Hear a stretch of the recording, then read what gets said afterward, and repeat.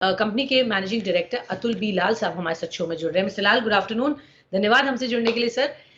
तो ये सेक्टर 2022 में यहाँ से और ग्रो करने के लिए तैयार है सर, जिस तरह से सरकार का भी फोकस है। आपकी क्या उम्मीद है, कैसे देख रहे हैं 2022 अब आपकी कंपनी के लिए और इस सेक्टर के लिए?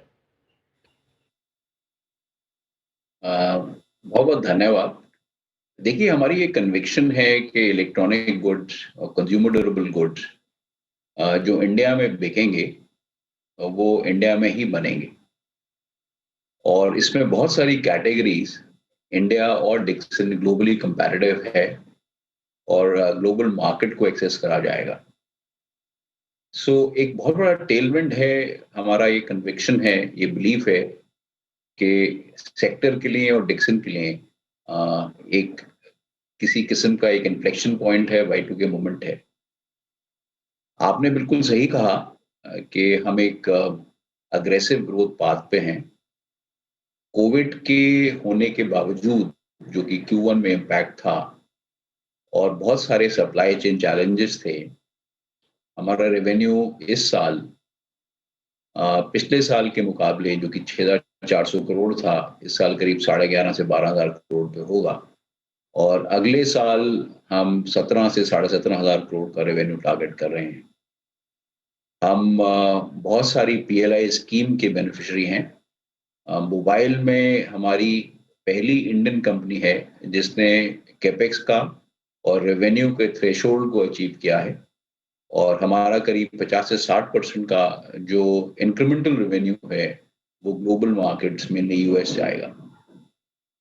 इसी तरह हम IT प्रोडक्ट्स में एक बेनिफिशियरी हैं और जिसमें हमने कमर्शियल प्रोडक्शन लैपटॉप्स की एक बहुत ही बड़े ग्लोबल ब्रांड के लिए ऑलरेडी टारगेट कर ली है, शुरू कर दी है और इसका एक बहुत बड़ा रेवेन्यू कंट्रीब्यूटर हमारे बिजनेस के लिए होगा।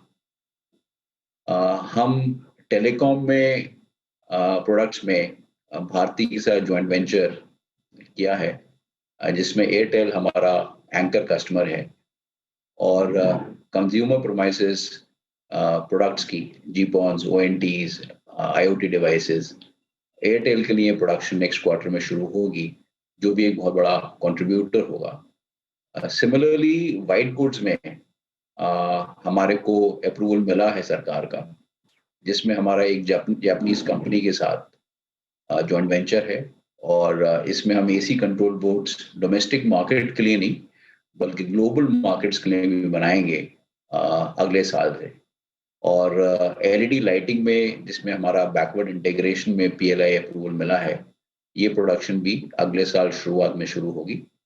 इसके अलावा हमारा जो FATL fully automatic top loading washing machine का प्लांट है, जिसमें एक बहुत बड़े ग्लोबल ब्रांड के साथ हमारा टाई अप हुआ है, कमर्शियल प्रोडक्शन 15 नवंबर से ऑलरेडी शुरू हो गई है और अब हम रोल आउट करेंगे जिसमें प्रोडक्शन एक्सपेक्टेड है Q4 नेक्स्ट फिस्कल में एक DC रेफ्रिजरेटर प्लांट से।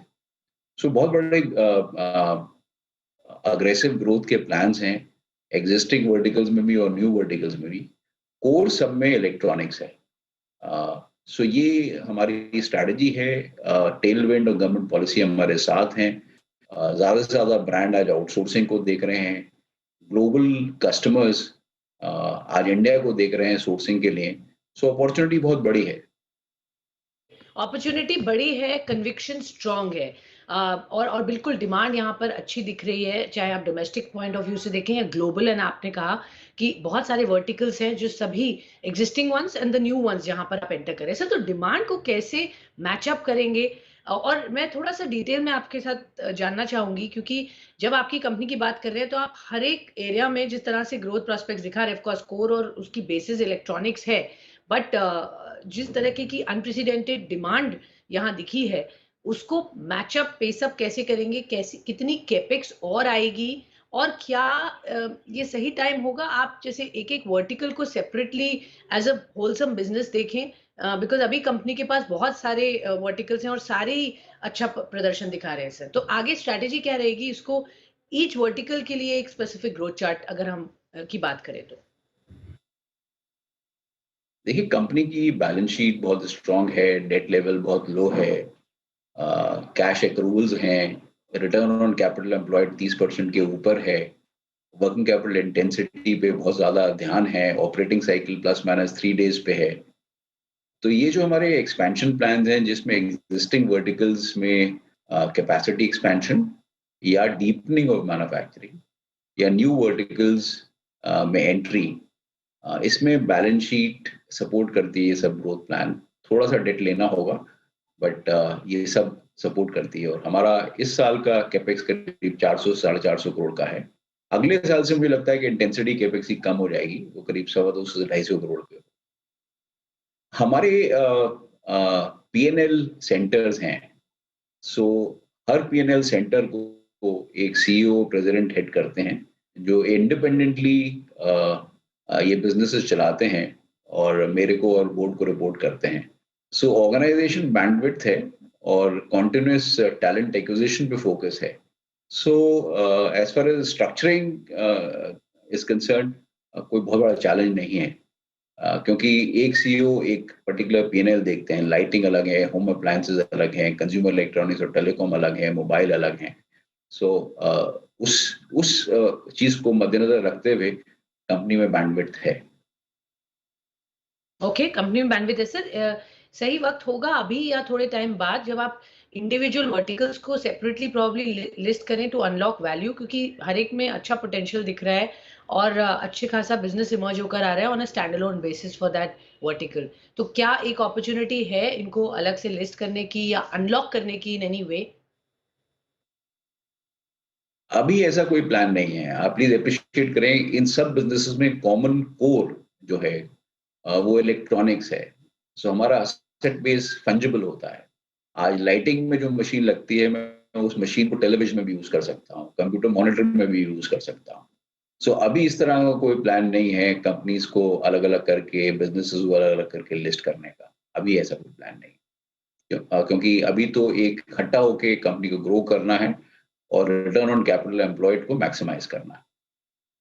रिटर्न ऑन कैपिटल एम्प्लॉयड को मैक्सिमाइज करना है सर। टारगेट्स क्या रखेंगे अब आप जिस तरह से ग्रोथ देखते हैं?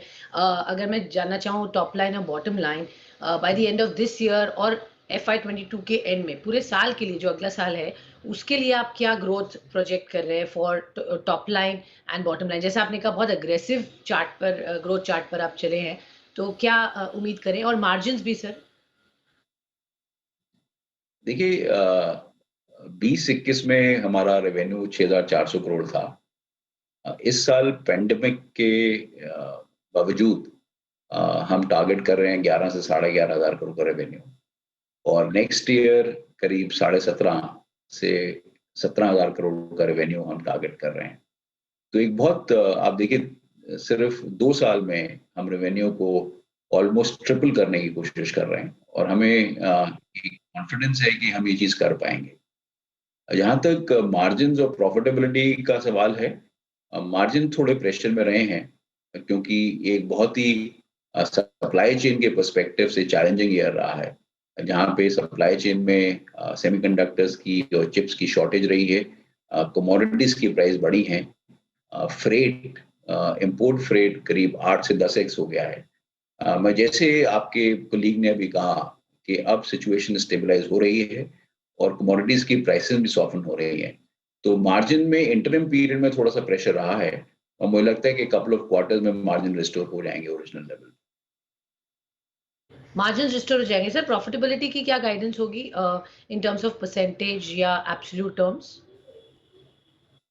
So it's significant growth phenomena जिसमें प्रॉफिटेबिलिटी भी करीब 30 से 35% कंटीन्यूअसली बढ़ेगी। 30 to 35%। सर आखिरी सवाल, ऑफ कोर्स हमने बात की टेलविंड्स है, सेक्टर में फोकस सरकार का है, डिमांड भी बढ़िया है, आउटलुक क्या कुछ things that you have to be watchful of? क्या आपके यहाँ पर हेडविंड्स पॉसिबिलिटी जो एक कंसर्न कर सकते हैं वो क्या होंगे? देखिए हमको बिल्कुल तैयार रहना है। पिछले साल भी इंडस्ट्री ने और हमने भी ये सोचा था कि हम कोविड से बाहर आए हैं, मगर अप्रैल में जून में एक सेकेंड लेयर आई जिसने बिजनेस को इम्पैक्ट किया, सारे लोगों को इम्पैक्ट किया। तो जो अब वायरस का वेरिएंट निकला है उसका क्या हमें उसके अगेंस्ट एक गार्ड पे रहना है, ये बहुत ज़रूरी है। सेकेंडली, अभी भी सप्लाई चेन चैलेंजेस हैं, अभी भी सेमीकंडक्टर और चिप्स की शॉर्टेज है और कमोडिटीज एक हायर लेवल पे हैं। तो ये कब तक सॉफन होंगी और कब तक मार्जिन रिस्टोर होंगे, वो अभी हमें उसको अंडर लेंस डाल के रखना है। तीसरी चीज, किसी भी हाई ग्रोथ कंपनी के लिए और हमारे लिए भी जो चैलेंज है वो एग्जीक्यूशन का है कि जब इस हाई ग्रोथ कर्व पे होते हैं उसमें टैलेंट को एक्वायर करना पड़ता है। जो आपने कमिटमेंट अपने कस्टमर्स को दी हैं, क्वालिटी पे, कॉस्ट पे, डिलीवरी पे, निम्बलनेस पे, फ्लेक्सिबिलिटी पे, आ, उस पर डिलीवर करना होता है। मैन्युफैक्चरिंग इंजीनियरिंग सिस्टम्स को और रोबस्ट बनाना है, डिजिटाइजेशन करनी है, टैलेंट एक्वायर करना है, ट्रेनिंग एंड डेवलपमेंट करनी है। तो बहुत सारे काम है सामने, इन सब पे डिलीवर ओके, करना है। So okay. अपॉर्चुनिटी है, ग्रोथ है, हम करेंगे और इन सब चीजों को हमने सामने रखना है। Okay, brilliant sir, nice to know किस तरीके से आप अपने आप को गियर अप कर रहे हैं for a very high growth और बढ़िया प्रदर्शन पिछले 2 सालों में दिखा। डिफिकल्ट ईयर्स होने के बावजूद आपकी कंपनी ने बहुत बढ़िया प्रदर्शन दिखाया और आगे भी पोइज्ड है फॉर गुड ग्रोथ, क्योंकि इलेक्ट्रॉनिक्स एक थीम है जो हम देख रहे हैं आगे बढ़िया प्रदर्शन दिखाएगी। बहुत-बहुत शुक्रिया सर, हमें समय देने के लिए और हमें बताने के लिए आपकी कंपनी और सेक्टर का क्या है आउटलुक।